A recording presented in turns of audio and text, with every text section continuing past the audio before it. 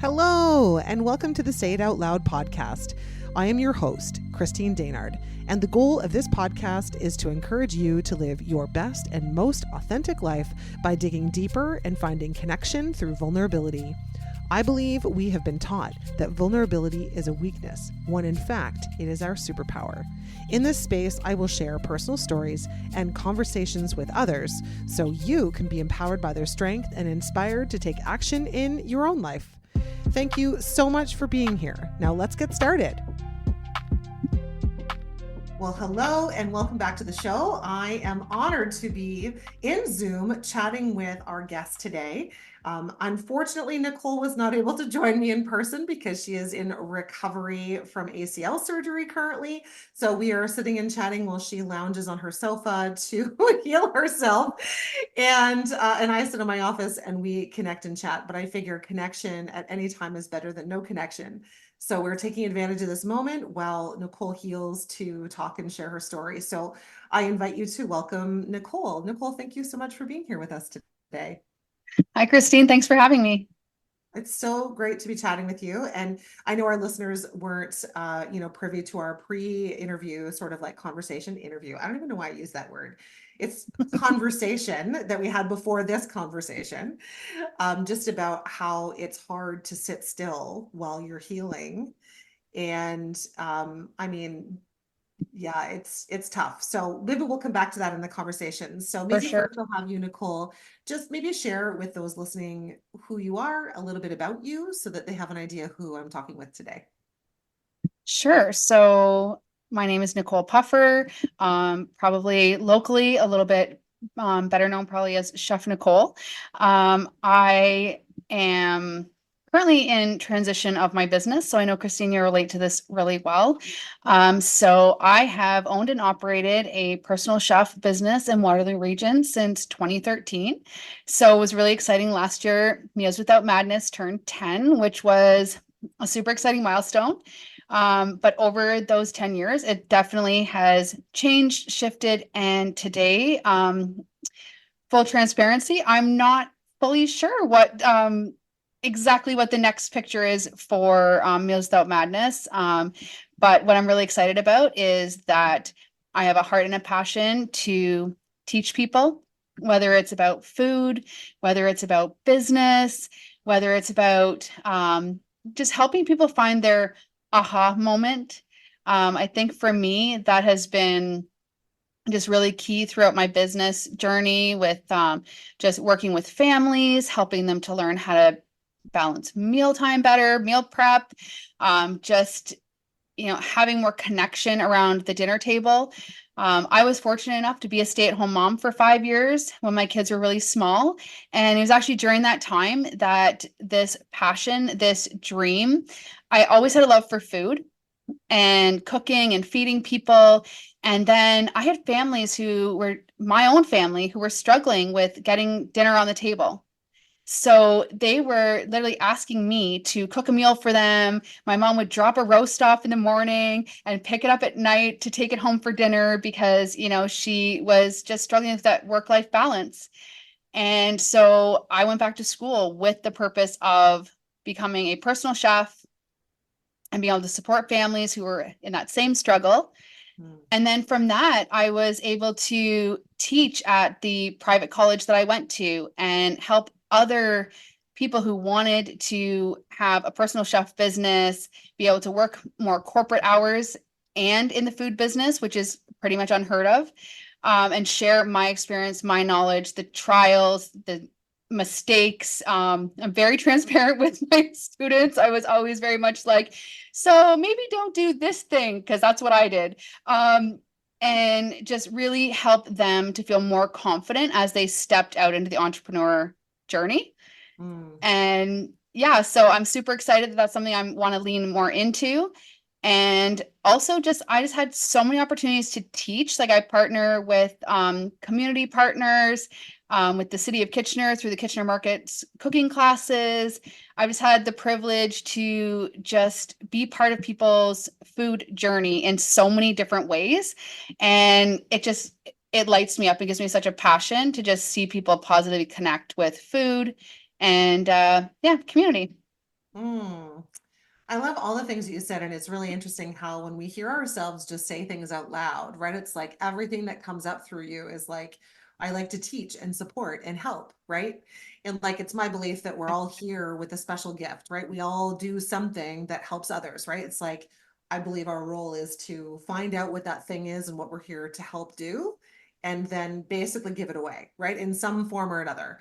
And so I love this for you. And I also love that you shared and touched on the fact that, Meals Without Madness has been your business for 10 years and that you are in transition of what that's going to look like moving forward, right? And I Mhm. think often, we often feel like we have to have it all figured out.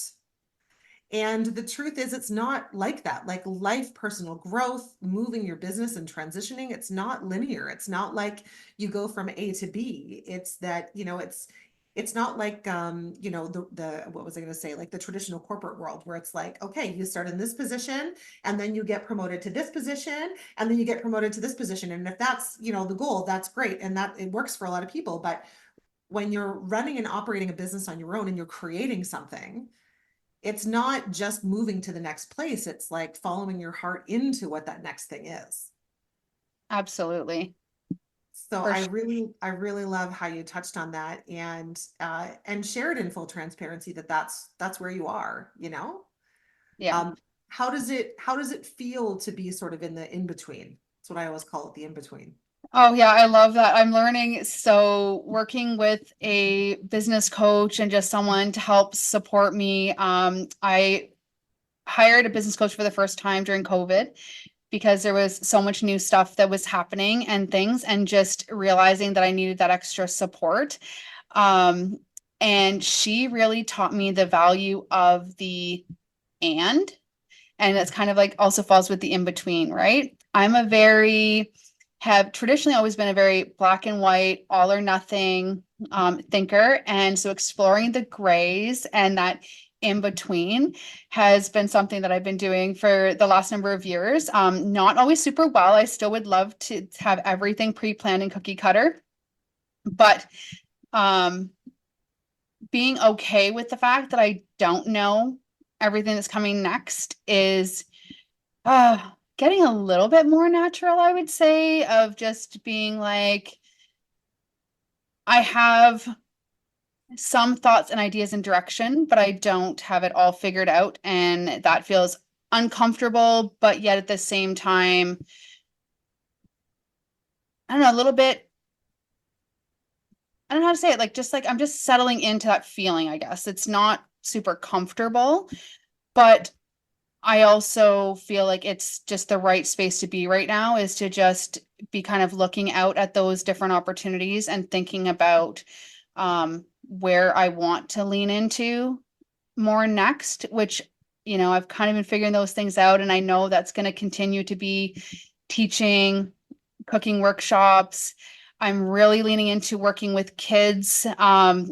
I've been doing some programming in the school boards with school kids doing food art workshops. So I just, as a mom of four, I just have such a passion for our littlest people that the sooner that we help them to have a positive connection with food and teach them to be playful with it, then that just lights me up to think about them just having an opportunity to explore different kinds of foods and things like that.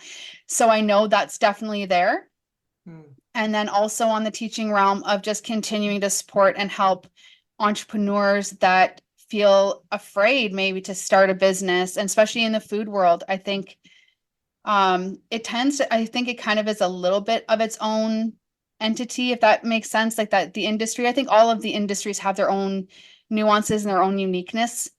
And operating the food business and being able to help someone else to connect with a vision, see a version of their business that they believe in, that they can start. They just need that little spark.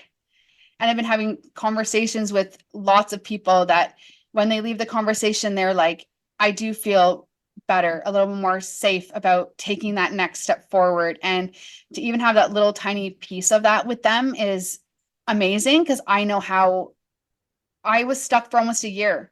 Honestly, I graduated from school and it took me almost a full year to launch my business because I was afraid. Yeah, So, yeah, but I think that there's so much attached to that because we grow up in this world that sort of teaches us how we're supposed to be. I use that word with air quotes, right? I'm always like, yes. don't should all over me, right? And we see more people following into the systematic way of doing things instead of seeing more people do what's actually on their heart to do and that feels right for them, Mhm. right? Like, I think this would change the world if everybody just followed what felt right for them. Oh my God, what a different world we would live in, right? So, what I love about what you're doing, kind of, it gives me goosebumps just thinking about it, is that you're showing up in leadership and showing other people what's possible. Not only are you showing other people who want something in the food industry, you're showing other women what's possible by taking steps to doing what's on your heart to do. And you're an example of what's possible, right? It's like, we tend to expand to the size of the room that we are in. And it's like if you think about a turtle. I remember when I was a little girl, I had a turtle in a glass container. And actually, he didn't get old enough in our house because, well, that's a whole other story. He didn't get to grow up very big. But I learned that turtles will grow to the space that they're in. So if they're in a small tank, they will only grow to the size that they can to use that small tank. And if they're put into, let's say, or are in their natural habitat in a pond, they can grow to be quite large, also depending on the turtle type. And there's all kinds of things. But Yes. generally, I think what I'm trying to do is paint the picture that, even we as people, we're very much like the turtle. It's like we can only grow and expand in the room that we're in. So if we don't choose to step outside of that room Mm, and see what else is possible over here, then we can't see it until we're in the room. yeah, You know what I mean? 100%, 100%. Like, I just have to share something just came to mind as we were talking. And so one of the things as a chef educator that I started sharing with my students was like the mental resiliency that comes with creatives, which I feel like chefs and people in the food industry definitely are creatives. They are like literally like putting themselves on a plate and like, their heart and everything that they are goes into the food that they create. And I remember this one time I shared a video um, with my students called Why Your Critics Don't Count by Brene Brown.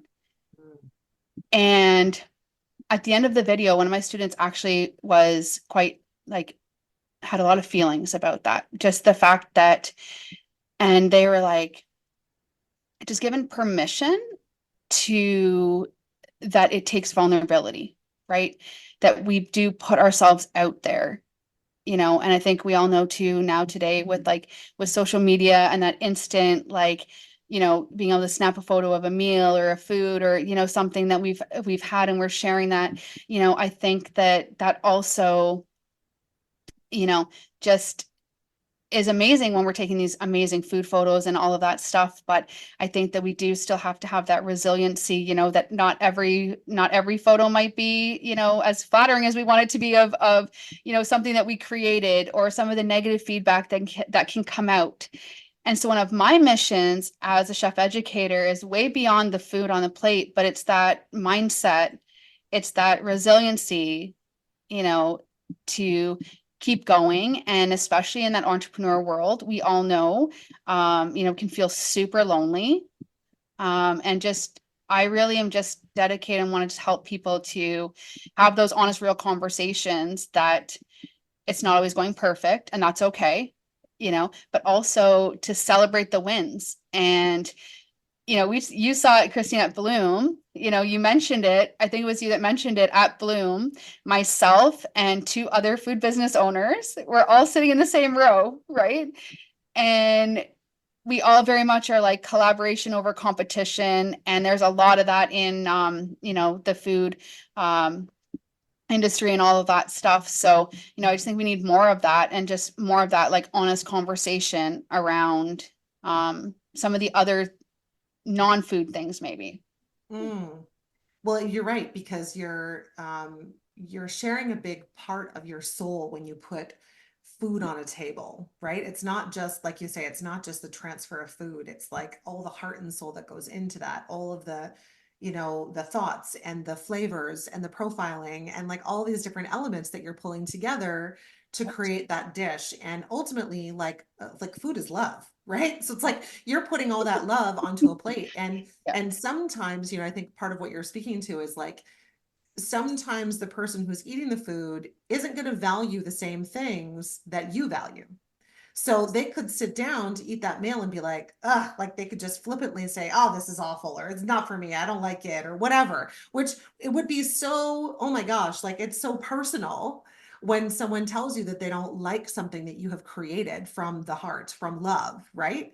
But to, like you're saying, build that resiliency and have that mindset of, not everyone is going to be my customer. Not everybody is going to align with what I create. Not everyone's going to have the palate to accept what food creation I put on a plate, hmm, and that's okay. Like, and the fact that you're that there's such collaboration in the industry that you're in, or you're a part of building that collaboration in the industry that you're in, um, is really beautiful because, like you said, you get to support other people through this. Owning a business exactly. is so personal, and it's hard to not take things personally when someone doesn't like what you're putting out there, right? So you're right. The mindset piece is so important to be able to and have like a community to lean back on when, you've had a hard day or whatever, right? To have those people that can support you. Absolutely. And it was funny as you were talking and sharing back about how food is love and all of that stuff. So a silly story that I would say to my kids sometimes when they would give me a hard time around dinner time or right before dinner, I was like, that's it. I'm like, I'm gonna make you dinner, but I'm not gonna put any love in it. And it's not gonna taste any near as good as it would have because you're picking on me or something like that. Like it would just be a silly fun thing. And I'd be like, that's it. There's not gonna be any extra love in this food today. Yeah, that I mean that's hard. And kids are a tough audience, right? Kids are tough critics. Yeah. And it's like it's funny when you learn that, literally our palates, well, funny enough, it's so in like with so many other things, but it's like our palates develop over time. Oh So the yeah. more Yeah. things that we expose ourselves to, the better chance that we have of expanding that palate and being open to different flavors and tastes and presentation and all those things. And as is life, right? So the more that we welcome in the experience, the more that we, are open to trying new things or, feeling or thinking different things, it opens up our world, right? Absolutely. So like I'm just curious, like how and we talked about a little about how you're sort of like in this in-between space, but what was it for you that sort of like had you in a place of like, I need to make a shift here? Was there something or what was that for you? What was that message for you? What did that feel like or look like?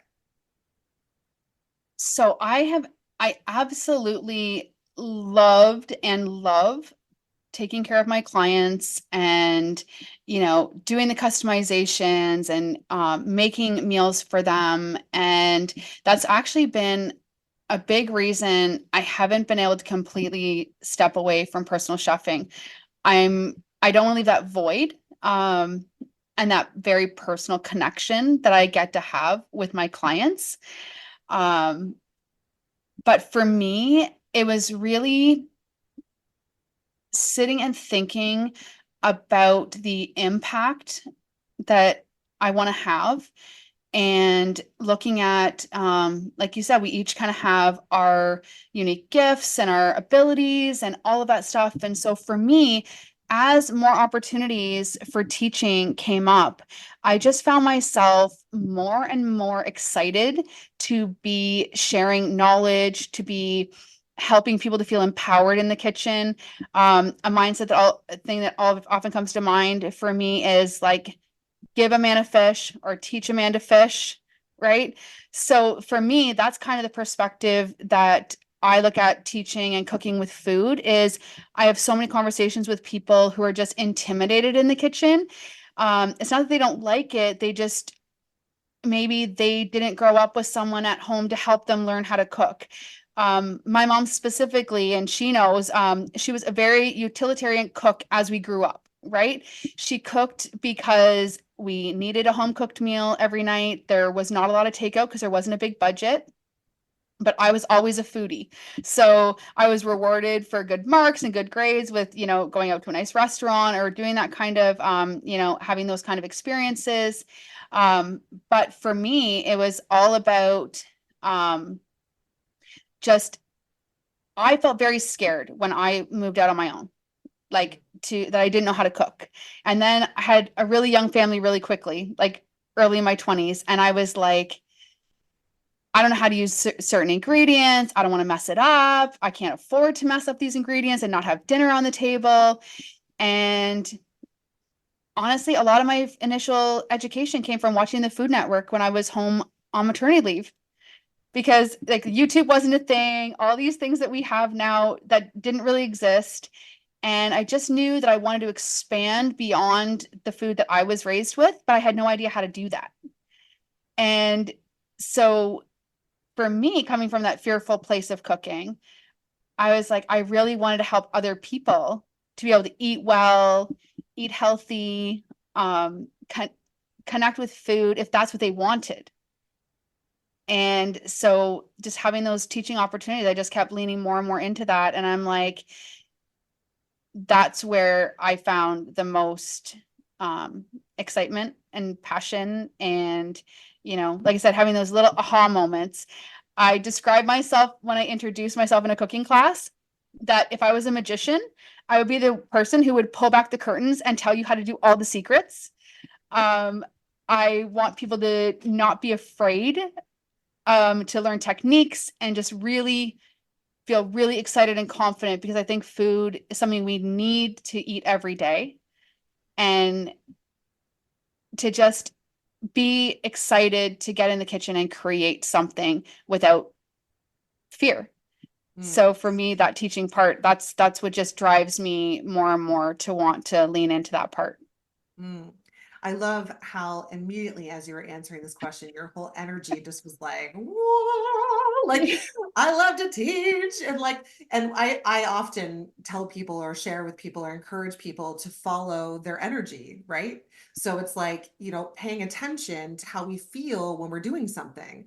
Okay, maybe not everything that we do, certainly not in business. Not everything is fun. Not everything is what we want to be doing, right? This is why I have an accountant. This is why there are certain people I put in place so that I don't have to do the stuff that I don't love to do. But there are still some things that I have to do that, as I'm building a business. And I'm sure the same is for you.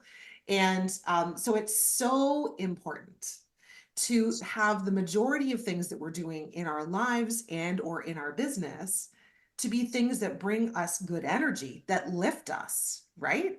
Because the world 100%. is like, let's be honest, the world is hard. People are brutal a lot of the time. The experience as a human is a difficult one, right?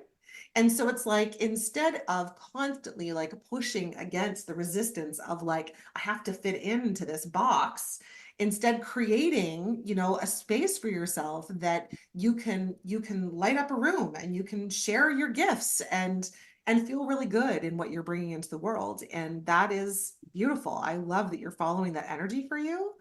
And sometimes we have to do like similar to me, right? Sometimes we have to do different things to like, I loved the Buzz Tour Company initially. I loved it. Yeah. And then it turned into something that I was like, this isn't really what I want anymore. There are elements that if I could pick and choose, I would keep, but not these other things, right? So it's like, I was able to learn from that to bring those things into the next thing, right? And that will be the same for you. You had to experience, like, we're always exactly where we're meant to be, to experience exactly what we're experiencing, but then to follow these like little, heart farts is what I refer to them as, Yeah. to like lead us to the next thing. I just love this for you so much. Well, thanks, Christine. It's an exciting time. It's that like a little bit unsure, but yet feeling like that's the right that is the right way to be leaning in, for sure. Mhm. Yeah, and I would say too, like, it's the uncertainty. If we think about it for a second, if you think about uncertainty, really nothing is certain, right? Very true. I mean, even if we have a job in an organization, we're never guaranteed that that job is forever, right? And just because it's an organization doesn't mean that we can count on it forever. I have a friend who just messaged me the other day and was telling me that she does some like client work with different corporate groups, like contract work, and that this one organization she's working for just let go of their entire IT department, just like that. Wow.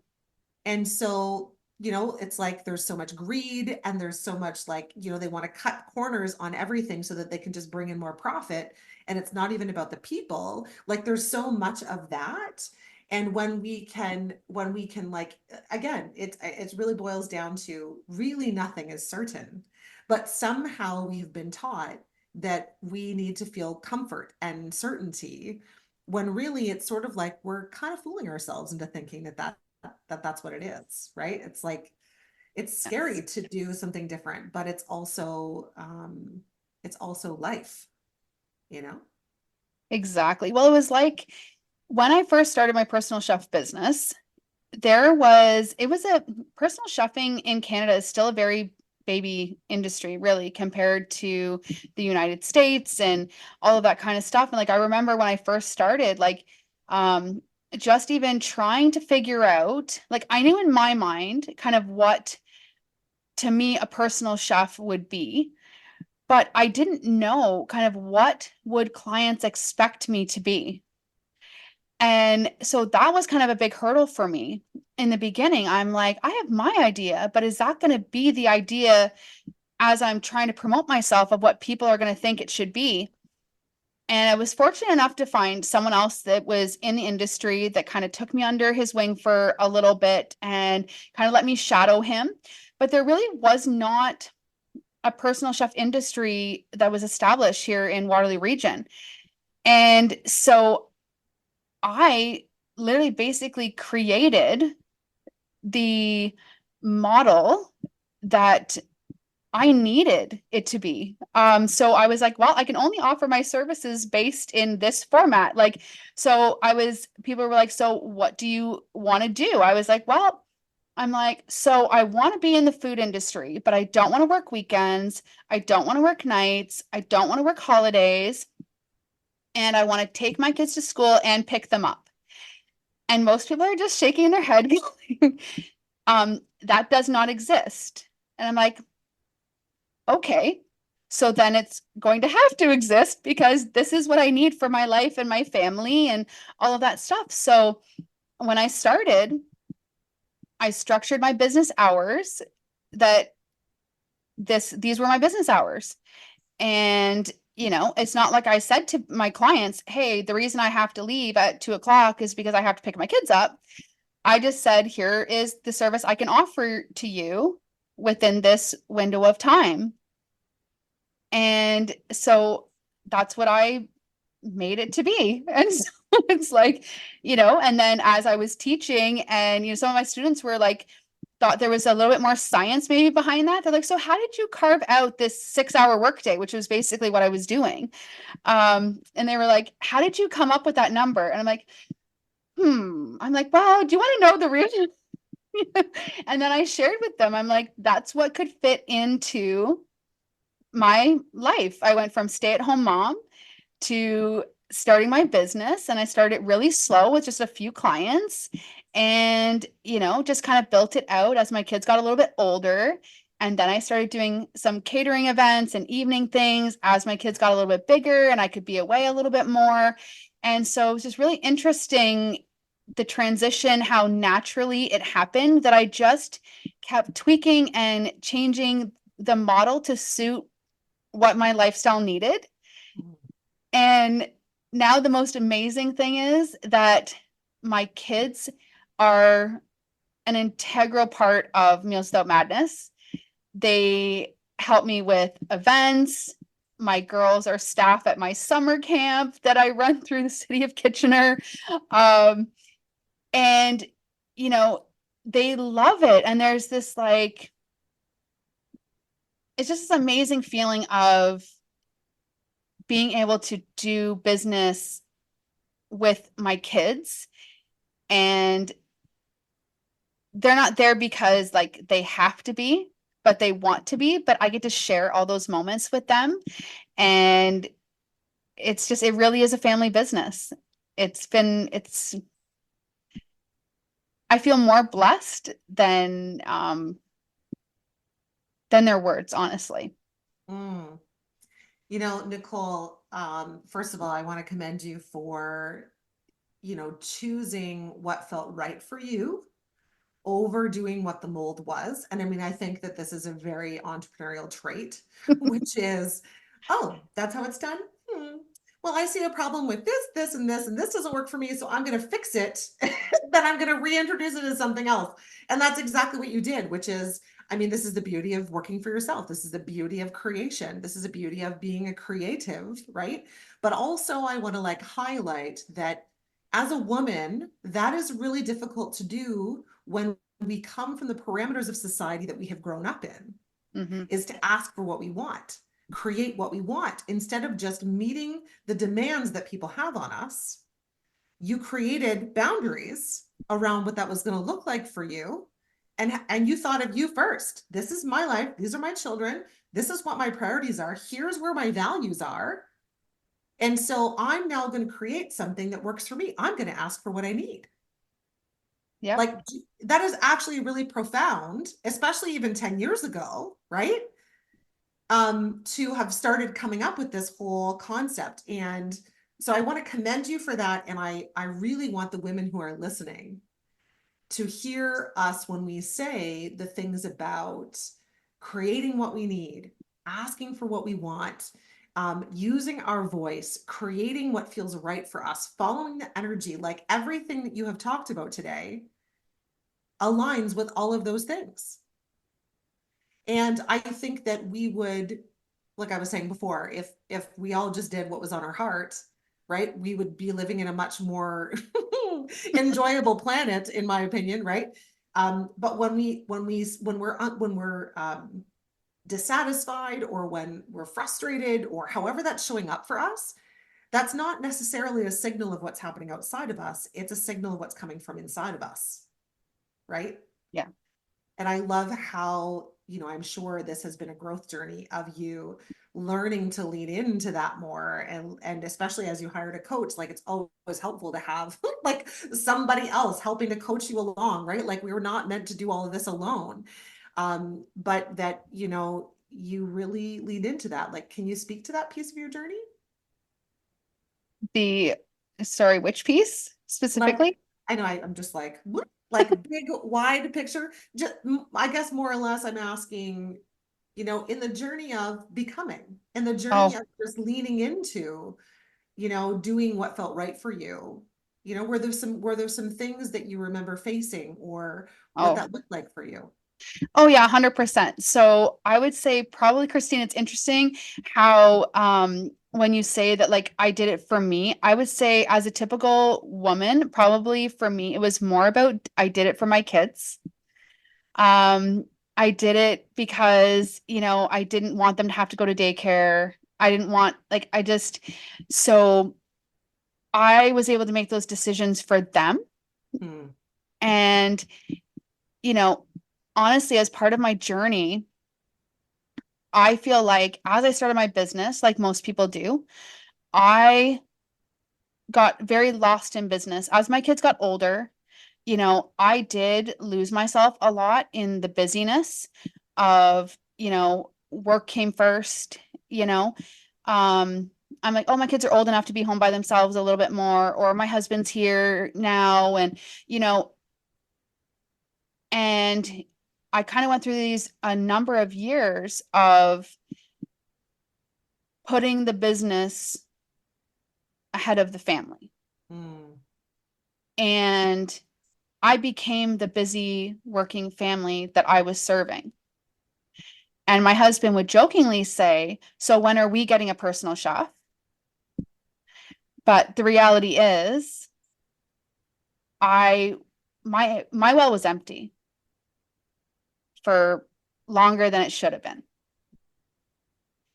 And it's been an interesting shift over the last number of years to go back to all of the things that I knew to be true, that my intuition told me was true. And I know you totally get that. Like, my kids were eating like the grass fed, the this healthy foods way before it was the popular thing. They would literally give me a look when I made, like, say, spaghetti one night, and they would be like, "Did you make this from scratch? Or did it come from a jar?" And they would look at me like this, like, "How are you feeding us jarred food?" Like, because they were just so accustomed to, we made everything from scratch. I'm not a crafty person. So in my house with my kids, we did a ton of edible crafts. Like, we would make, and we'd spend the whole day and we just kind of break it up. And they would like, so we would make like bread in the morning, and then they'd go play. And then they'd come back and we'd make meatballs, and they'd go play. And we'd make pasta. And by the end of the time the day came, we had made the entire meal from scratch. It didn't feel like work because it was just kind of a little game we would do, and then they would go do something else, and then they would come back. And I was so intentional about those moments, and they got lost for a while. Hmm. And now I'm reclaiming and going back to my intuition of, like I said, what I knew to be true, and reclaiming that. Really, it's the only way I can say it is, you know, and trying not to beat myself up for the time where I was a little lost. Mm. Well, I mean, we all go through times like that, right? Yeah. And giving ourselves grace is one of the most important things that we can do, because the only way we learn is by doing things the way we don't really want to do them. and then Yep. and then going, okay, I see what I'm doing here. It's time to make a shift, right? And you had to appreciate that by falling out of it to Right. come back to it, Yeah. right? But I also love, first of all, I want to commend you for your honesty and your vulnerability and sharing all those things with us. And I guarantee you, like, even if women or people listening to this are not necessarily in the food industry or don't necessarily in the chefing landscape, they're listening and they're picking up the nuances that are connecting to them, right? Like being a mom and making choices for your family. And, you're really honest, because I'm here connecting the dots, like, oh, you asked for what you needed. And you're like, actually, I asked for what I needed for my kids, right? Because they are my priority. But at the same time, so, like, you look at both things. It's like, yes, our families are a priority, right? That's something you value, is Mhm. good foods and connection and time with your children and making food fun, right? Like, those are priorities and values of yours. So that was a priority for you. But as you have grown and leaned into your business, as you're talking about, following your energy into teaching more and being more in that landscape, that you may still do it in the times that you want to do it that help you balance family life, but you're also listening to the energy inside of you that says, this feels right for me to do. This is good, 100%. Yeah. right? Yeah, 100%, Christine. I think you're like totally right. And that's one of the things I love about being able to do some of this stuff with my kids and with my family. And that was such an important thing, was that now I don't feel like I'm like leaving them to go do my business. You know, we're doing it together, and they're part of that. And they grew up with that.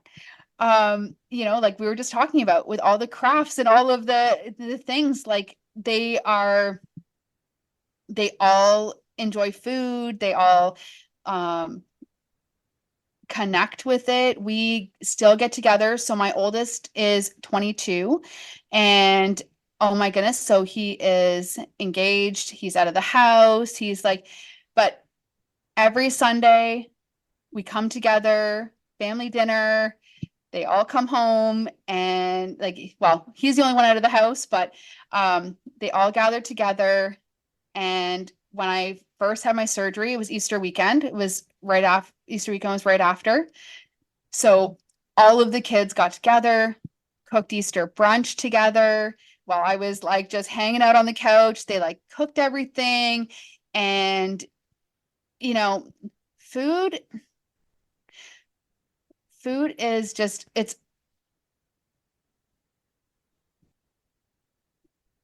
just is such, can we really think of very many integral moments in our life that you can't also maybe think of the meal that was experienced around it, or those, other connections that happen. And, listening to my kids laugh in the kitchen and just to sit down and share a meal that they all were part of making. Um, it's there just are no words for me in being able that I've shared my love of food with my kids and that they're carrying that on. And, it's just a joy. It's a joy to watch and to experience. Um, yeah. Mm. And like really, what I love truly at the end of the day is that you're showing your children how to create a life that you want, create a life that you love. When something doesn't work for you anymore, you can shift. Mhm. Like that is such a beautiful moment as a woman to be in that place for your children, for other women to show others, right? And have them learn from you Yeah. that they can create whatever they want. 100%. That's beautiful. I love all the sharing that you have done here today, Nicole. And I feel like we could probably just keep on talking. So we'll have to have you come back once your ACL is all fully recovered and you're able to drive again. We'll have you come back for another conversation and you can sit with me and we'll connect together in person. I would love that so much. And I'm just so proud of you. Well, thank you. Thank you, Christine, for giving me a space to share a little bit of my business and also like just to share some of those like family moments. Um, because that's to me, it's just that family, like you said, that family is just such a central piece for me, of who I am as a person and just in my journey and in business and all of those things. And then, yeah, I'm just looking forward to leaning into what's next. And thank you for creating space, the authenticity that you're helping with women and just encouraging them to lean into who they are and following their passion.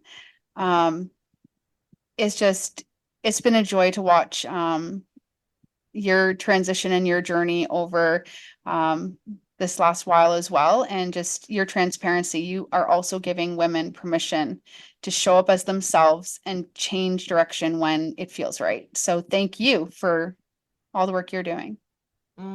Thank you. I love the love reciprocation we're having here at the end of our call. I love this so much. So thank you for that. And it's funny, for a long time, I think I really was challenged to receive it back. I love to give the love. I love to share Mhm. the compliments. I love to, share that with others, but had a really hard time accepting that back. And that's something I'd really been working on for the last little while. And so I not only hear what you're saying, but I receive it. And I really appreciate your words. So thank you for that.